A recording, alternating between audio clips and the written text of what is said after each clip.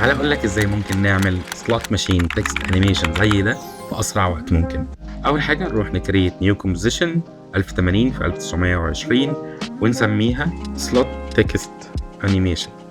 بعد كده نروح نفتح السيف تايتل والسيف اكشن عشان نعرف فين نص الكومبوزيشن. تعالى نفتح الرولر بتاعتنا وناخد جايد على النص بالظبط. بعد كده هنروح نكريت تكست. التكست ده خليه وينر ونسنتر ونكبر الفونت شويه، وانا هنا بستعمل سيمانتري فونت.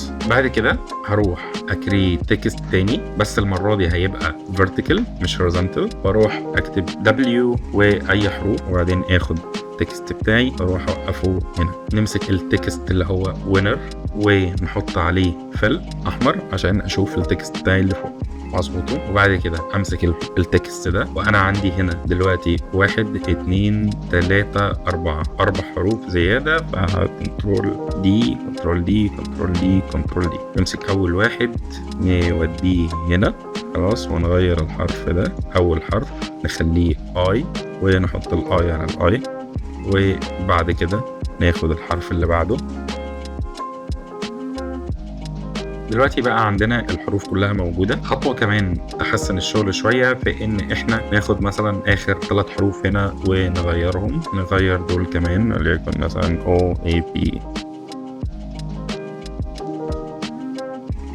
نهايد ده بقى خلاص احنا مش عايزينه. نمسك الحروف 5 حروف بتوعنا وندوس في عشان نفتح البوزيشن بروبرتي، ونروح مثلا بعد نحرك ثانيتين وناخد كي كمان، بعد كده نرجع للكي اللي في الزيرو ونمسكهم كلهم ونحركهم لفوق كده. بقى عندنا كلهم بيتحركوا. بعد كده امسكهم اشفتهم في التايم 1 1. امسكهم بعد كده، ده مش معانا اصلا خليته.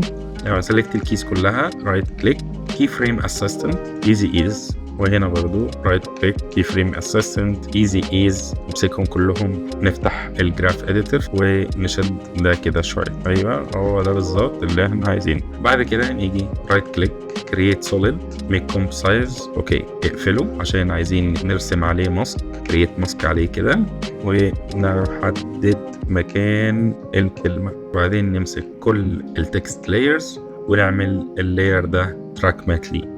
اخر حاجه ممكن نعملها دوس F4 عشان يبين لنا البروبرتيز بتاعت الموشن بلاير والحاجات دي. بعد كده نعلم على الموشن بلاير كله وبس كده.